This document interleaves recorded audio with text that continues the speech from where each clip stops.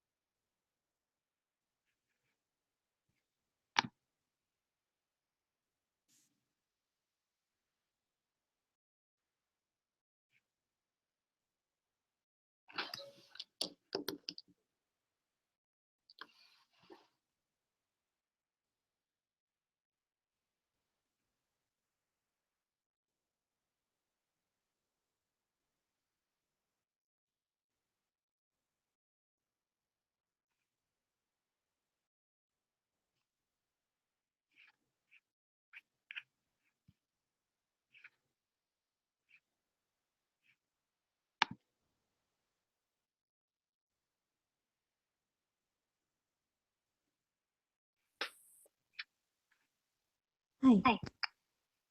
Hello. Hi. Yay. We're all in the same spot. Can you hear me? I can. Okay. Are you there, Ryan? Can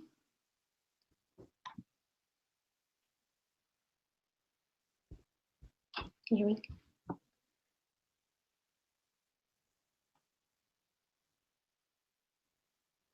I can't hear you. Aw, Ryan. Oh, dang it. Okay. We almost had everybody here. How are you? Okay, here we go. Oh, yay. Okay. In there. Can we see each other? Yes. Yay. All right. Okay. Hi, Tiffany. Nice to see you in person now. All right. Well, thank you for dealing with all the technical difficulties and challenges. So congratulations on moving on to the next stage in our interview process. So we have a few questions that we want to go through, and then we just really want to have a conversation and get to know a little bit about you. It sounds like you might be a really good fit for our Hardy Brown Charter School down at San Bernardino. So we just want to get to know you a little bit more, your work style and things like that. Ryan, do you have any questions to get started with, or shall I just jump in? Yeah, let's just actually jump into the student data stuff that we sent. I know it was last minute, but we were hoping that you had some time to take a look at that. And did you got that right, Tiffany? I got it, but I haven't been able to look at it. Grades were due today, so Okay. Okay. Grades for school. Well, would you mind if we actually, let's start from there, because then that'll give us like a specific case of student types, and we can learn like what your approach would generally be and whatnot. Does that sound good? Okay. So I'm pulling it up right now. I'm just gonna go ahead and screen share it so that we're all literally on the same page. Oh, okay, that'd be nice. All right. Wait, how do you screen share? So I see. To everybody, present to everybody. Oops, just kidding. Love technology when it works. Okay. There we go. Very cool. All right, so this is the first question. Okay. And Melissa, we might need you to narrate through that, because yes, we're on screen share, but I'm not sure that we can see if that's super easy, because she's got us on her Android phone. And I know on my phone it looks pretty darn small, so I think we're gonna have to narrate this. Okay. Yeah. My apologies. So the first part is a screenshot of chapter test results for HMH Go Math 8 Module 5. The content is not important at this point, but I do want to point out that the average score was a 71.3%. Out of 35 students, 57 students did not master the standards in this chapter, and 42.9 students mastered the standards in this chapter. So the question stem is this. The image above is a snapshot of the data for the assessment your scholars took this morning. Your scholars seem to be struggling a little on this chapter, but you decided to push forward with the assessment to stay on pace with the rest of the system. According to the system pacing plan, you need to start chapter 6 tomorrow. What would you do? Okay. Can you still see me? We cannot actually. I can hear you fine, but I can't see you. There we go. There you go. Oh wait, no, that's Melissa. Let's Okay. see. I don't know what happened, but I can see you guys, but I noticed at the bottom I'm not there. Oh, you weren't. If you tap the screen, there's going to be a little camera button, and that should reactivate the camera. I think. Yes. Am I back? There we go. Okay. Perfect. So what I would do is typically lessons are built upon each other. So even though the pacing guide says to continue to move forward, if they don't master essentially half the class hasn't mastered the standards. So if you move on, they're just going to be behind. So I would try to see what particularly they didn't master in there. So if you can see a breakdown of the questions to find out what the material was that they didn't master, to try and spend an extra day or so going over that so that we can address the specific issues. Mm-hmm. Because like I said, typically lessons are built upon other lessons. So especially in math, if it is, supposed to be adding, if they can't add, then they're going to have trouble subtracting it and so on. I know that's the basics, but so it's kind of pointless to be able to go on if half the class hasn't done that. So you want to try and cover that without getting too far. You don't want to lose the students, but as far as the pacing, but you still want to be able to go over the material, find out if they weren't understanding so you can address those. And then possibly once they understand that, you can make up time in some of the other chapters.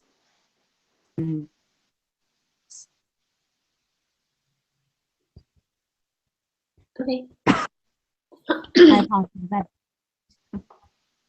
So what would your communication plan be? How would you communicate that to your principal, who is who's in charge of the pacing plan? And then how would you communicate that to the students and their parents? I try to communicate regular with the parents so that they have my cell phone number, they have email numbers or addresses.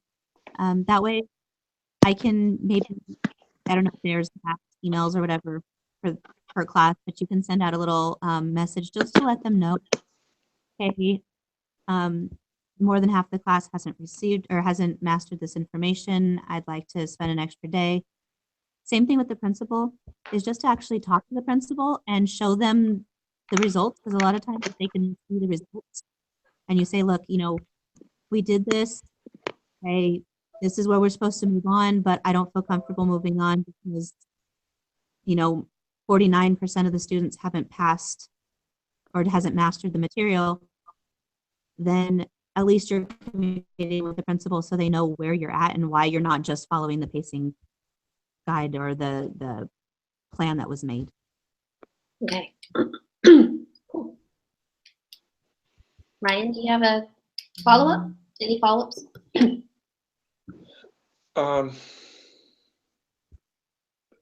Not yet, no. So let's dive into the students. The students.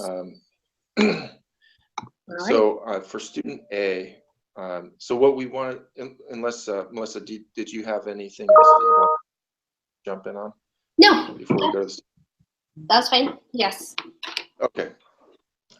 So it says here, after additional analysis, you find that student A earned the result illustrated above, which was far below basic. They're in the red. They're at 30.5%. And student A is a bright student who is more than capable of learning the material and scoring at least 80% every time. However, student A tends to be a behavior challenge and ends up missing a lot of your class due to being in the dean's office so frequently. So during the 10 days of instruction for this chapter, you can recall student A being present in your class only 4 times. Explain your data-driven action plan to help student A master the standards in this chapter. Include your communication plan to your principal. So if you could just talk about like how you intend to communicate that to the principal, to the parent / guardian, and the student. Okay. So from the information that was given, student A is capable. So because of the behavior issues, I would try to talk with the student to try and see, some of the behavior issues, if I try and get them to be in class more often. Obviously, they would get more information. That information. I would see if the parents or guardians would be okay with them coming after or during the school day. Maybe they eat lunch and then they come to visit me to try and get additional information to help. They were out, and then try to decrease the amount of time that they are out by getting to the root of the problem. Obviously, if they're bright, then their behavior issue is stemming from somewhere, and maybe we can come to an understanding. We can figure out what the problem is so that we can keep them in class more often is quite honestly what I would like to happen. If they're, I do so much to try and make it up, but I would like them to be in class and learning at that time. Okay. And then in terms of like pitching a solution to the parents, what would that look like for you? Like how in the case like this, how would you approach the family? And you could create an archetypal family for this kind of student. Sure. In your mind. So I would try to maybe pull up results from the student's past, because it says that the student is a bright student. So maybe pull up information from the student in the past so that you can show, hey, look, you are capable of this. Pull up the most recent one and record for the student showing that they were only in class 4 times, so that you have some data to back you up. But approach it in the manner of, I would like to discuss the education of the student, that their education is falling behind because they're missing so much of class. My goal is to help the students, and I'm concerned with the whole student, not just the academics. I don't want it just to see the test-wise. I know everything's test-based, but we need to see why they are, and approach the parent in that way, or the guardian in that way as well. That I'm concerned with the student, and we'd like to come to an understanding about behavior, try and make up a plan that they're all okay with, and let them be a part of designing the plan. Is it okay that they come after school? Is it okay that they eat lunch and then they come to see me? Whatever the case is, make sure that the parents, the student, and hopefully, any of the administration is on board, so that we're all in the same situation, the same boat. We all can help each other out. But to show the student that they care, or care about them. So it's not going to be, hey, you're not doing well. You need to come in and you need to spend extra time with me, but we're concerned. We care. We know that you can do better by showing past results, succeed and continue to do well. So that's kind of where my path would be. Okay. Melissa, did you want to follow up on that? No, thank you. I think that was pretty thorough. All right, student B.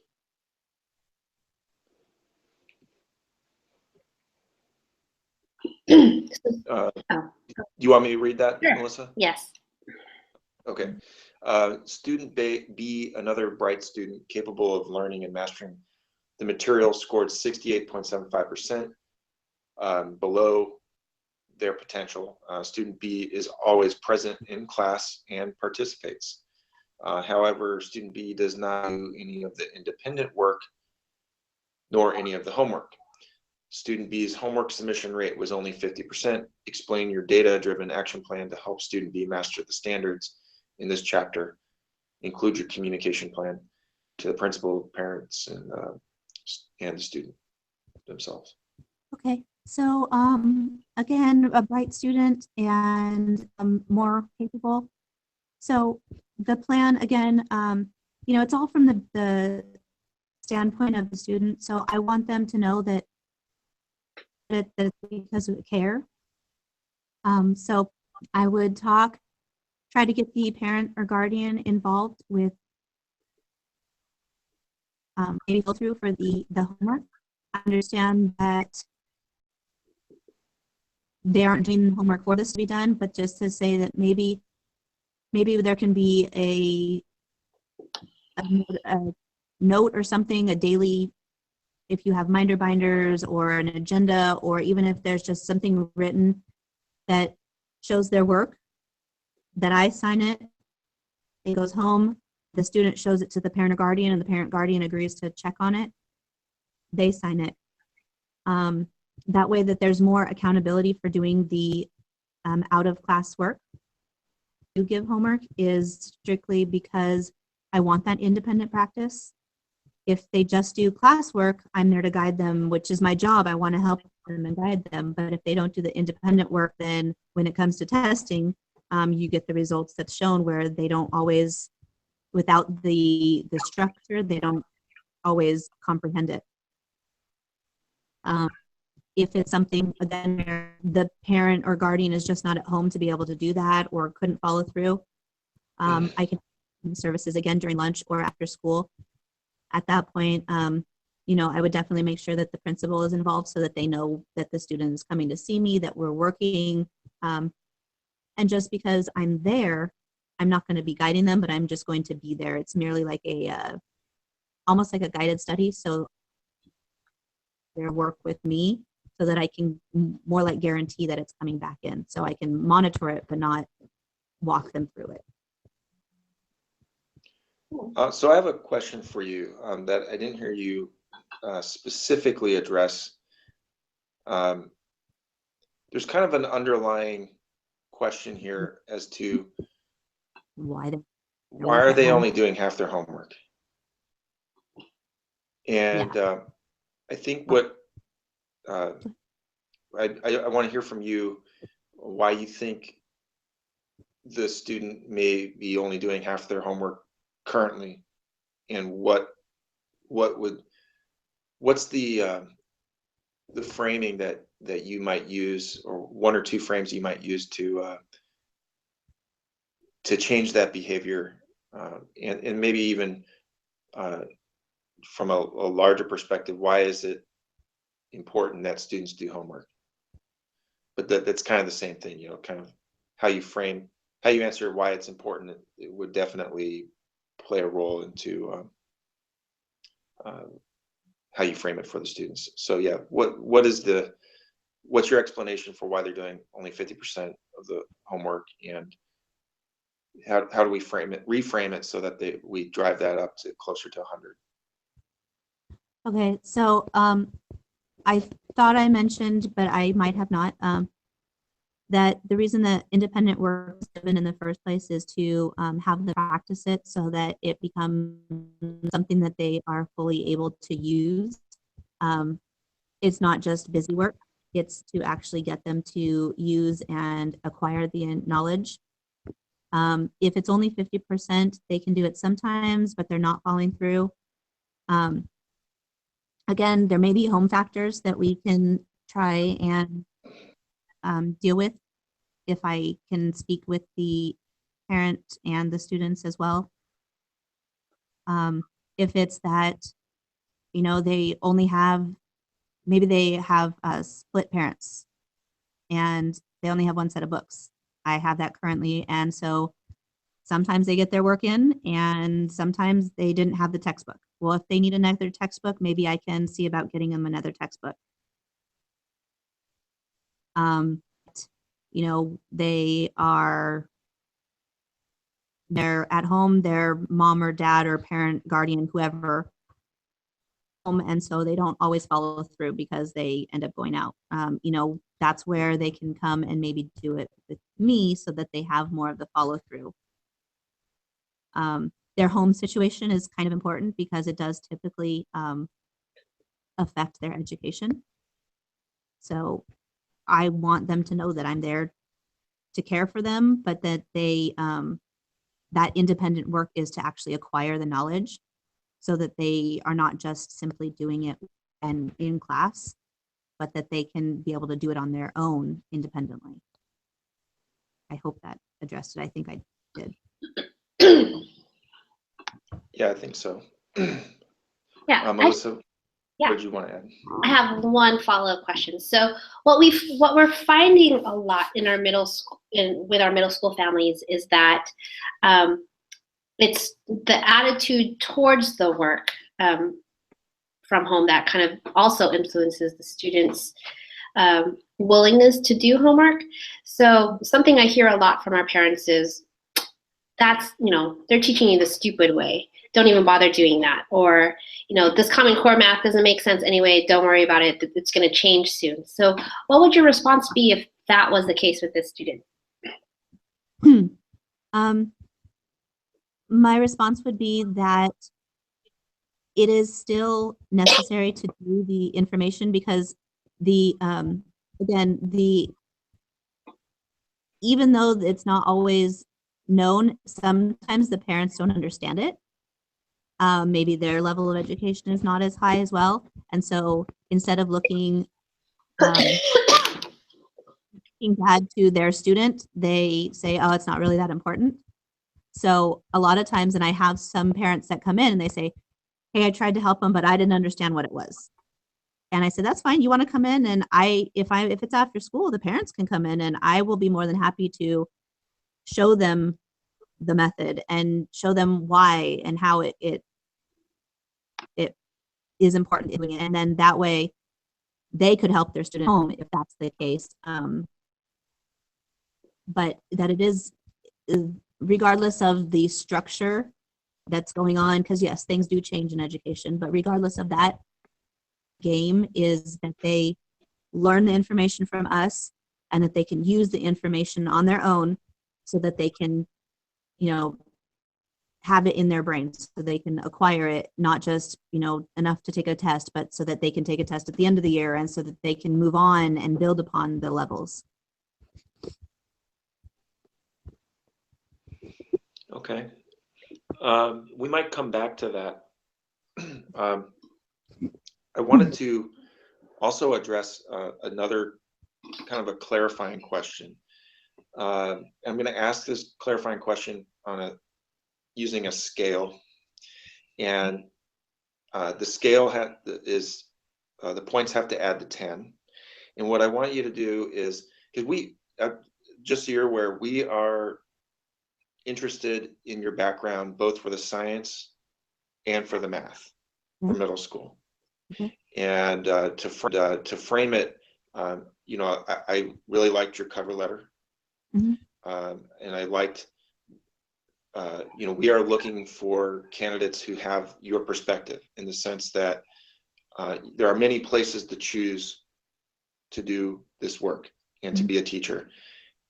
And there are many students right now that are low-income students, you know, coming from minority backgrounds and economically disadvantaged backgrounds that really need great teachers. And yet the schools that need these great teachers the most are oftentimes the schools that don't have those great teachers. So so I know that you want to do this work. I believe that. I think my question is, if you were to weight math versus science Mhm. and assign them points, they have to add the 10. Okay. And the points, the more points you give a subject, the more excited you are about teaching that subject. Okay. Where would it be? How would you balance that out? Would it be 5 and 5, or would it be like 6 and 4, 7 and 3? I've got to And say, lean towards what? I've got to say that it's probably, I'm most comfortable in science, so science would be higher. It would probably be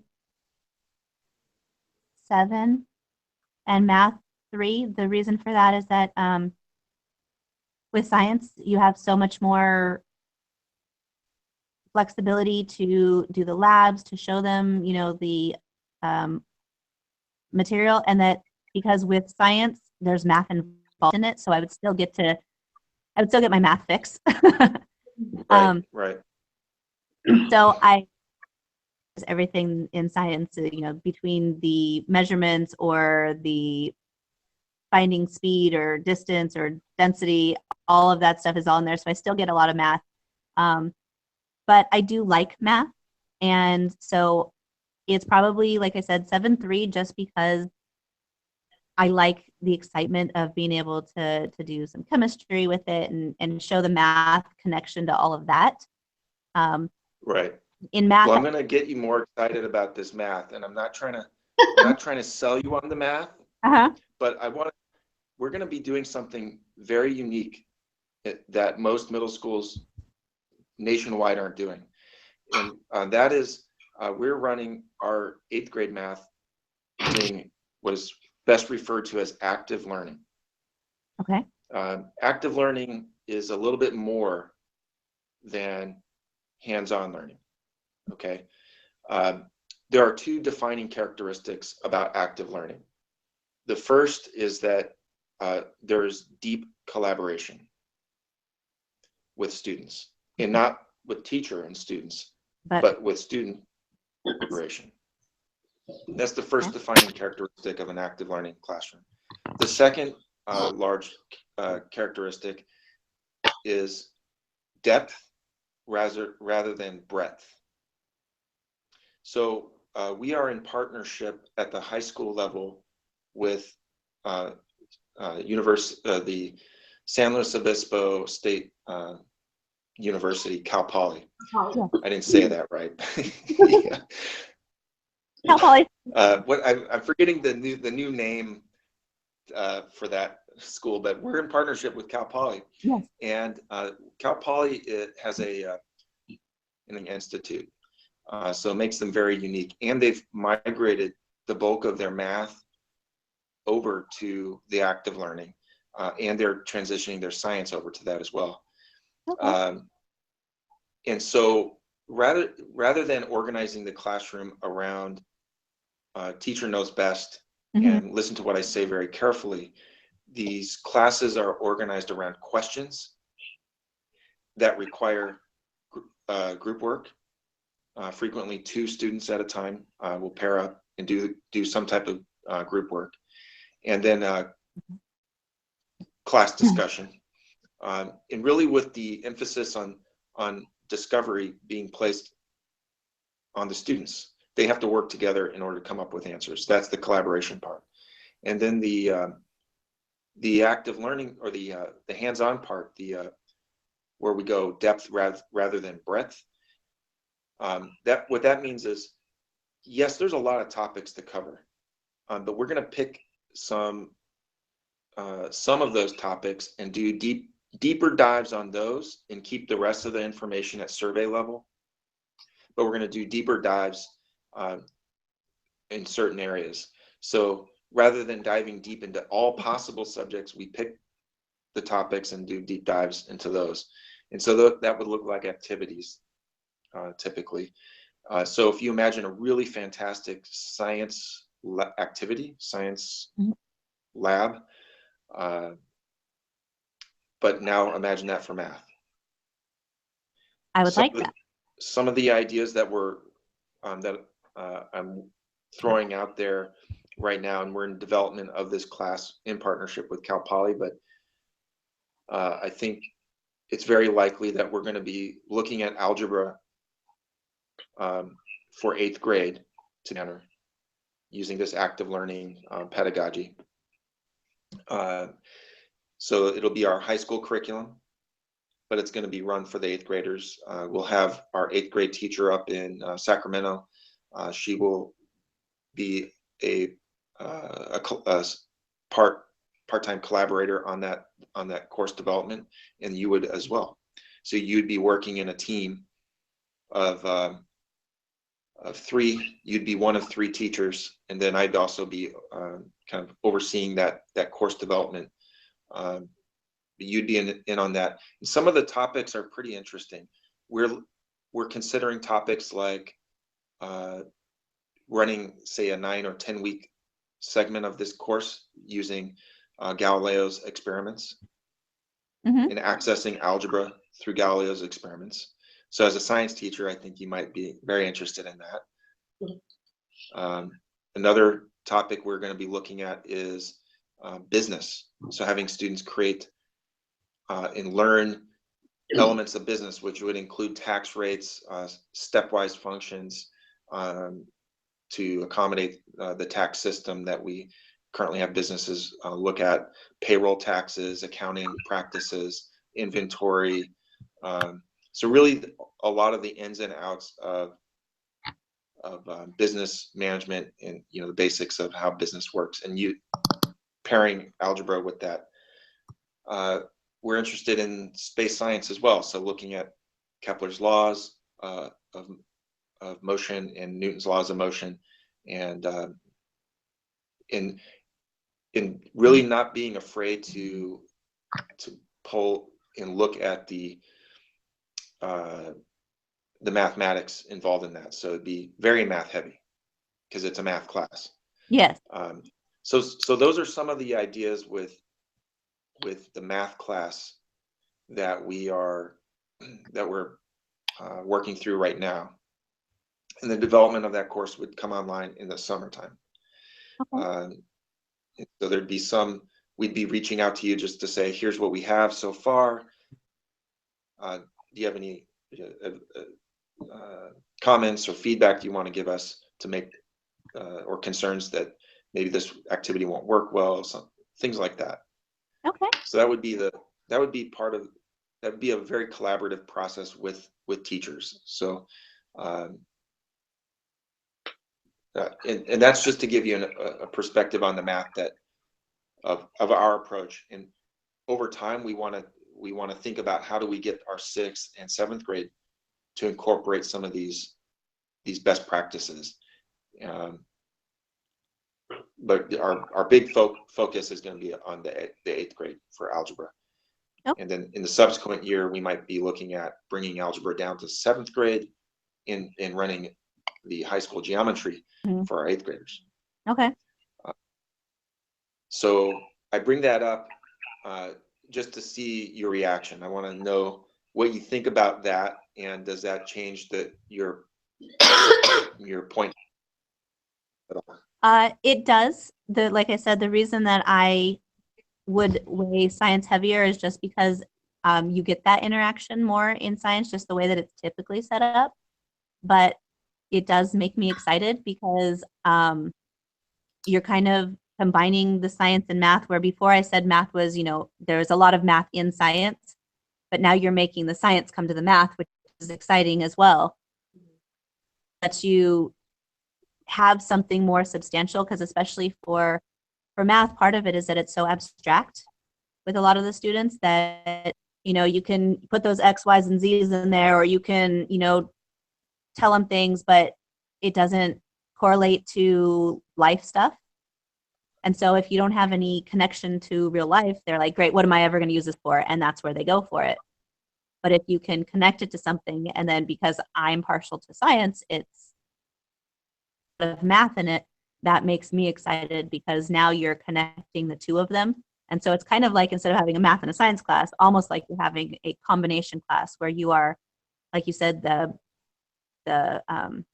depth of it, you can go more in depth, Now, you can't cover all of the material because of the depth that you're doing, but you're really building those skills. And if you can end up doing it, 6th, 7th, and 8th, then you've got that's basics that I was talking about earlier, where if you do 6th, then you can do 7th, and you can do 8th, and you can build on there. So instead of having to spread everything out, and do a little, survey 6th, survey 7th, survey 8th, you can now say, this is what you're doing for 7th, and you can tie the two together. This is what you're doing for 8th, and you can tie the two together. And that's an exciting perspective for me. Okay. And then Melissa, did you want to add anything, or No, you have actually any?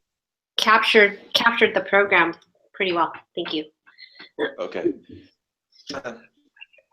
Also outline the science, so you have an idea of what we're doing for science. So the active learning actually originated with science back in the 80s, and sense of what that looks like nationally is that many of the universities like Cal Poly, UC Davis, MIT, Harvard, UC Berkeley, they're completely changing how they teach science.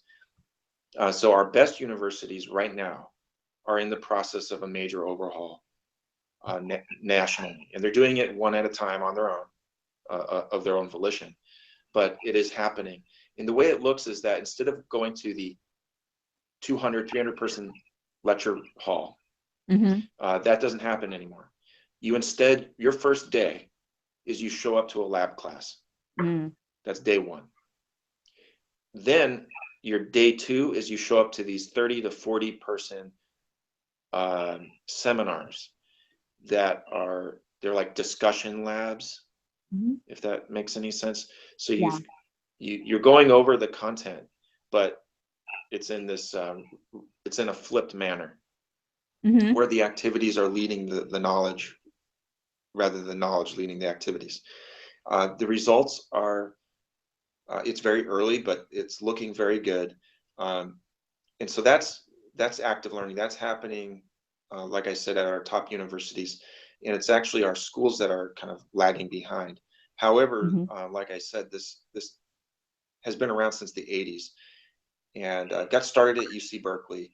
And one of the places where it got started big time and disseminated was through Lawrence Hall of Science. Lawrence Hall of Science has been a development center for a lot of this kind of curriculum, and we're actually using right now we're using CPUP, which is from the Lawrence Hall of Science, and it is very much an active learning kind of a curriculum. However, it's old. Okay. This curriculum is very slick in the sense that it's very well packaged, it's very well written, but frankly, like, you can see its roots back to the 80s when you look at it. And there's it's been updated for the 2000s, and there's some digital stuff online for students and yourself to access, but largely it's not a modern curriculum. It does not cover all of NGSS. Yes. It is missing the engineering components. So as a prospective science candidate, what we would need is for you to do two things with this curriculum. We would because I do think it's a great basis. It has about 7 units that we'd be covering throughout the year, and it spans from 6th grade to 8th grade. So there's great consistency. The students are using it now, but I think it needs polishing. So where I'm thinking for next year, like, where are my focus points with that curriculum? I'm looking at polishing that up, and then I need to augment it with engineering. So that would kind of be your task. And Okay. how would you see kind of if you're working with this baseline curriculum, and it's pretty darn good, but it's not quite all the way there. It's not fully updated. What would be your approach to, quote, polish it up and then augment it with the engineering? That's kind of what I'm doing this year. I have the students, okay, this is what you're going to do. And I give them, a piece of tape this long, and I give them 2 pieces of paper, and I give them a pair of scissors, and they're in a group of 4. And I say, okay, you need to build the tallest tower you can build. And then they have to just do it. And they can say, they can ask me all the questions they want, but I'm not going to give them any answers. They need to figure it out. Then they will, because that's the engagement part. That's them seeing and doing it for themselves. And then, so they build this tall tower, and then they find out, well, we needed a bigger base. So the engineering is part of it, because they're having to actually build something. And then we say, okay, so you need the bigger base to support the top. The higher up you want to go, which is doable, you have to make sure that you can support that. That it had to be freestanding. So they couldn't tape it to the desk. They couldn't tape it to the roof, because then it would be a column. So we gave them like parameters. And then you just got to see, and some people came out with crazy designs, but that worked for them. And I made it a competition among the class and then among all of my classes. And I just, I gave them something little as a prize. But because it was the competition, they kind of were trying. I said, you have to do it during the class period. We've done airplanes, different types of airplanes, to talk about projectile motion. They've had to build mousetrap cars, and they can't use the kit. They have to actually research the design. And then we talk about, after they've done it, okay, so you talked about the scientific method in there. You came up with a problem, you needed to make it go a certain distance. You had to come up with a design, then you had to test it, you had to possibly modify and retest it because it didn't work. There was a writing component, so they did have to, so we talked how that was related to the scientific method. Portion was their lab or their active engagement to start with, which is kind of nice, because then we can talk about, for the mousetrap car, Newton's laws, and we could talk about gravity when we talked about the towers, or we could talk about when we built the airplanes, they had to build them and they had to launch them. And so we talked about, gravity pulls it back down to Earth, so there's the arc, and it's not only that they're doing, but that they're actually engineering, they're building the project, and that's all on their own. So that's the collaborative portion. But then we're tying in the concepts after it. So for those engagement labs, their engineering portion comes in a lot of times for us in my current classroom. Okay. Melissa, I know you have to get going soon, and I've probably got maybe 5 more minutes or so. Do you have any questions that you want to, before we get off the call, or before you get off the call, do you have any other questions for Tiffany? Yeah, so I was just hearing your responses to, to Ryan's questions, and after his description of what our program is going to entail. I'm wondering, what are the 3 to 5 things that you think you'll need from us, the admin, to be successful in either the science or the math role? Definitely support. Like some of the questions on there that you guys asked me were, how would you keep the admin involved? And if I need to slow down just to make sure that they understand a concept for the depth of it, that it's going to be supported, that it's based on the results, and that it's not just me being lazy. And so I would need support for that. The ability to collaborate, and that my opinion is valid even though I'm new to maybe the site, because I've been to sites where groups, and new ones are not always fully welcome. So that would be another big one. And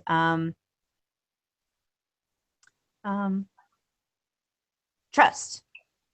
I would say that I have my content knowledge and that I am looking out for the students' their best interests, and that I'm really here because I care about the students, and I care about, I really like education. I like the subject matters that I teach, that I can teach. And so the trust that I can actually present that and not be micromanaged, but to let run my classroom as well. Cool. So one follow-up question. So are there any deal killers?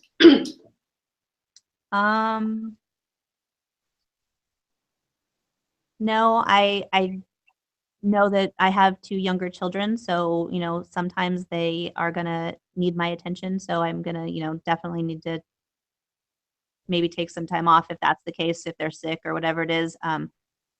But, other than that, other than my family and their needs, like I said, my goal is to be able to help the students to feel successful.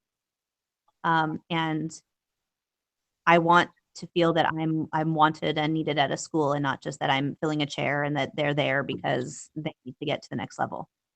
Are you kind of in the situation where you don't feel that right now?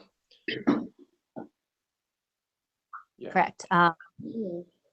It is the site where it's a small community, so most of the teachers here went to school in the community, came back to teach at the community. There's multiple siblings and daughters and everything else in the school site. And I am being singled out as somebody that's doing something different, even though they are doing the same things. I was told that I have a duty-free lunch and that I'm supposed to have it that way. So even though I'm volunteering my time to help students, I'm told that that's not okay. And that's kind of makes me sad, because if I want to be able to help them and to be there and to share my excitement and to make them successful, I'm told that that's not okay. So And what precipitated that? Were you pulling students into work during lunch, like you were, because you brought that up with some of your solutions with us? yeah, I did not require them to come in, but I offered them to come in. Right. And then some parents probably interpreted that as you're requiring them. I had communication with the parents. It was not the parents. The parents were okay with it. The parents said yes, Okay. they would. It was the staff that it was. They have a very tight campus, and they don't want students wandering, and they want them in certain locations, and to walk to my class is a problem. We're okay with that. If you want to pull a student for lunch, we're fine. Yeah, it was a shock for me, just because, like I said, I did not require them to be there. It wasn't a form of punishment. I had students that wanted to Right. come and work on stuff, and they were being told they couldn't. No. Bizarre. Any other questions, Melissa, before you jump off? No, it was great meeting you. I'm so glad that you're at this stage, and I look forward to hearing from Ryan later on today. Thank you. It's for the standing with getting this stuff all together. No worries. I mean, I totally. And I'm going to stay on. Tiffany, let's you and I talk for a couple more minutes. I have a few more minutes, okay? Okay. No problem. You know what? Great. I don't know. So I was the host for this hangout. So I think you guys have to connect with each other some other way. Okay. Oh, that's right, because we're on live. I'm about to close my computer. Okay, so Tiffany, I'm gonna I'll Google Hangout you right now. Okay. Okay. Bye. Bye. Thank you.